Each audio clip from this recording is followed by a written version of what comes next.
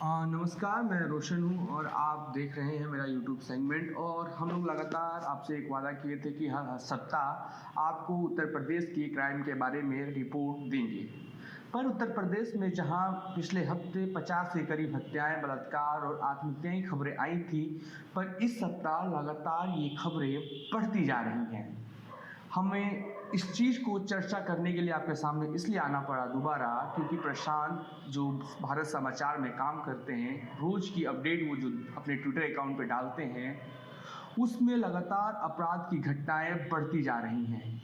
इसको देखते हुए हमने सोचा कि अब रोज़ाना शाम को या सुबह पूरे दिन की घटनाओं को एकत्रित करके आपके सामने प्रस्तुत होंगे। इसलिए आज से हम ये वीकली की जगह रोज़ाना की बात करेंगे और रोज़ उत्तर प्रदेश की क्राइम के बारे में बात करेंगे। पहले आज ग्रेटर नोएडा में एक प्रॉपर्टी डीलर को गोली मार दी गई थी। ये 8 तारीख की सूचकांक बता रहा हूँ, जहाँ पे हत्या का मामला पहले शुरुआत नोएडा से हुई थी। उसके बाद फर्रुखाबाद में चौकी के पास पुलिस युवक की गोली मारकर हत्या कर दी गई। बताइए, पुलिस चौकी के सामने जहाँ पुलिस होती है, असलाधारी सिपाही होते हैं, सब कुछ होता है, उनके सामने एक युवक की गोली मारकर हत्या कर दी जाती है। उसके बाद आगरा के सिकंदरा इलाके में युवक के सिर पर गोली मारकर हत्या। बताइए, गोली आजकल आम हो चुकी है, बंदूक आम हो चुका है, टीयर दबाना आम हो चुका है। सरकार अभी भी इस चीज़ों पर ध्यान नहीं दे रही है। उसके बाद सुल्तानपुर में फंदे से लटका मिला शव, हत्या की आशंका। बताइए, तमाम युवा बेरोजगारी, रोजगार का मुद्दा उठा रहे हैं, सरकार के खिलाफ ट्विटर पर लगातार ट्रेंड चला रहे हैं। इन सब के बावजूद उत्तर प्रदेश में जहां योगी आदित्यनाथ की सरकार अपराध मुक्त उत्तर प्रदेश बनाने के वादे से 2017 के चुनाव में जीत कर आई थी बीजेपी, ऐसा लग रहा है कि आने वाले 15-20 साल तक अगर ऐसे ही वारदातें होती रहीं तो बीजेपी दोबारा उत्तर प्रदेश में वापस नहीं आ पाएगी। रोजाना घटनाएं बढ़ रही हैं। हम वीकली पे आए थे, हम वीकली से डे पर आ गए। ऐसा समय आएगा जब हम घंटों पर आ सकते हैं। ये इसलिए हो रहा है कि हम घंटे की रिपोर्ट भी कर सकते हैं। वीकली की जगह हम एक दिन की रिपोर्ट पे आ चुके हैं।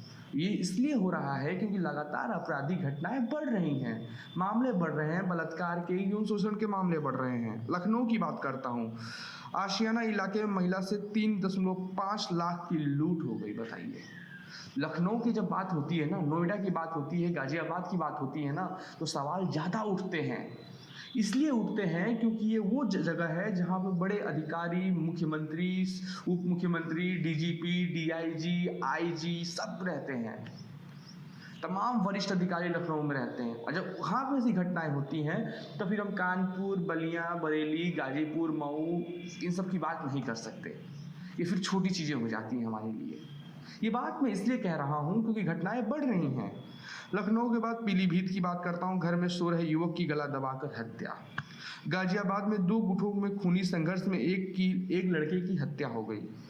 बागपत में बदमाशों ने सिपाही की गोली मारकर हत्या कर दी। बाराबंकी में 2 महीने से लापता युवक का शव तालाब में मिला। आपको अभी अपडेट कर देता हूँ, उसके बाद मुद्दे पाऊंगा।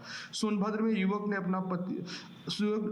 अपनी पत्नी और मां को जिंदा जलाकर मार डाला। ये बताइए कैसी मानसिकता है। माँ बहुत बड़ी होती है, जननी होती है, तुम्हें जन्म देती है, तुम्हें आगे का भविष्य तैयार करने के लिए बनाती है। एक कहावत है कि माँ से बड़ा कोई नहीं हो सकता।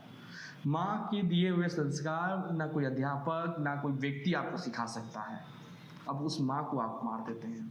कैसी चीज़ हो चुकी है उत्तर प्रदेश में, और ये लॉकडाउन के बाद से लगातार बढ़ रहा है। उसके बाद मेरठ में लूट के बाद कारोबारी को गोली मार दी गई। बताइए, बुलंदशहर में प्रॉपर्टी डीलर की हत्या, शरीर पर चोट के निशान मिले हैं। बागपत की ये दूसरी खबर है। दिल्ली के सिपाही की बागपत में बदमाशों ने गोली मारकर हत्या कर दी। हरदोई में काशीपुर इलाके में किशोरी की पीट कर हत्या कर दी गई।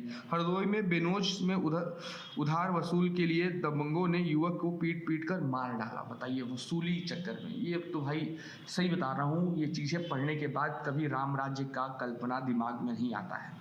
अब ये जंगल राज की कल्पनाएं उत्तर प्रदेश सरकार के खिलाफ दिमाग में आने लगी हैं कि उत्तर प्रदेश की सरकार लगातार घटनाओं को रोकथाम के लिए कोई विमर्श नहीं है, क्योंकि इनकी जो नीतियां हैं ना, इनकी नीतियां कागज तक सीमित है, बस जमीनी स्तर तक नहीं है। वो डीआईजी हो, डीजीपी हो, आईजी हो, पुलिस अधिकारी हो, या उत्तर प्रदेश के मुख्यमंत्री योगी आदित्यनाथ हो, सीधे बड़बोलेपन के शिकार हो चुके हैं। सीधे बोल सकते हैं, सीधे आदेश दे सकते हैं, इनको कानून बनवाने नहीं आता। गरीबों पे लाठीचार्ज करवा सकते हैं, मजलूमों को मार सकते हैं, 500 का चालान कटवा सकते हैं। पर ये हकीकत में ऐसी बात है कि हकीकत आपको बता रहा हूँ और मैं ही बता सकता हूँ ये बात कि ये सिर्फ रिश्वतखोरी में अटके पड़े हैं। कहाँ से 100 रुपये कमा ले पुलिस वाले, कहाँ से ट्रक वालों का चालान करके 500 रुपये वसूल ले, ये चल रहा है आज की डेट में।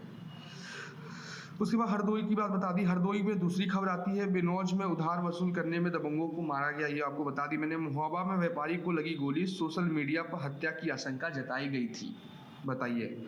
लखीमपुर में सफाई कर्मी ने किया सुसाइड, मरने से पहले वीडियो बनाकर मंत्री मुन्ना कोरी पर 20 लाख रुपए का घूस हड़पने का आरोप लगाया। और गोंडा में कुएं में गैस रिवाज से 5 लोगों की दुखद मौत, बताइए। ये घटनाएं थी उत्तर प्रदेश की जो आपके सामने मैं कर रहा था, और तमाम मेरे दोस्त जो थे गौरव के साथ या फिर अलग अलग लोग मिल रहे थे, और वो लोग बता रहे थे कि ये घटनाएं घट रही हैं, और उसके बावजूद भी एक शिक्षा पे मुद्दा उठ रहा था, और तमाम चीज़ें एक काल्पनिक कह सकते हैं, काल्पनिक तरीके से अलग अलग तरीके से बैठकर बन रही थी, और वो घट भी नहीं है। और अलग अलग तरीक़ों में बोला जाए तो सिस्टम पे, लाचारियों पर एक पौनी नज़र दिखाई जाएगी। पर इस सब के बीच में जो ये घटनाएं घटी हैं उस पर ये आधारित एक थी, चीज़ें बातें की गई, और रोज़ाना ये सब घटनाएं घट रही हैं। ऐसा नहीं है कि एक दिन में ये घटनाएं घट जाती हैं या फिर अगले दिन बंद हो जाती हैं, फिर अगले दिन नहीं हो रही हैं, या फिर अगले दिन प्रशासन टाइट हो जाता है, ऐसा कुछ नहीं है। ये घटनाएं रोज़ बढ़ेंगी, और कारण ये है ना कि जब नीतियाँ पटल पर नहीं आती हैं और कागज़ तो सीमित हो जाती है ना, कागज़ तक जब नीतियाँ सीमित होंगी तब ये चीज़ें होती हैं। ये हर जगह की बात कर रहा हूँ, ये सिर्फ उत्तर प्रदेश की नहीं, अलग अलग जगहों की बात करूँगा। अलग अलग जगह खबरें दब जाती हैं। उत्तर प्रदेश की भी बात करूँगा, जब तमाम ऐसी चीज़ें सामने आती हैं, जब पुलिस वारदात को दबा देती है, एक्सीडेंट को दबा देती है, परिवार भी अपने बच्चे के शव पर 25 लाख 30 लाख रुपए का डिमांड कर देता है दूसरे परिजन से कि आप 25 लाख दीजिए, FIR नहीं होगी। ऐसी वारदातें तमाम मैंने स्टोरियाँ देखी हैं और की भी हैं, इस पर काम किया है। और इस चीज़ों को देखते हुए ये बात है कि अगर उत्तर प्रदेश में 30 बलात्कार की या हत्या की खबरें आती हैं तो इनमें से 20 दब गई होती हैं। तो ये 30 का जो रेशियो है, अभी भी सरकार इस पर ध्यान नहीं दे रही है। 20 जो उजागर नहीं हुए हैं वो बहुत बड़ी बात है, पर जो उजागर हो रहे हैं उसमें कितनी सरकार सफल है, इसको देखने का मुद्दा अब आगे देखा जाएगा। बाकी देखिए आप वो वीडियो। धन्यवाद।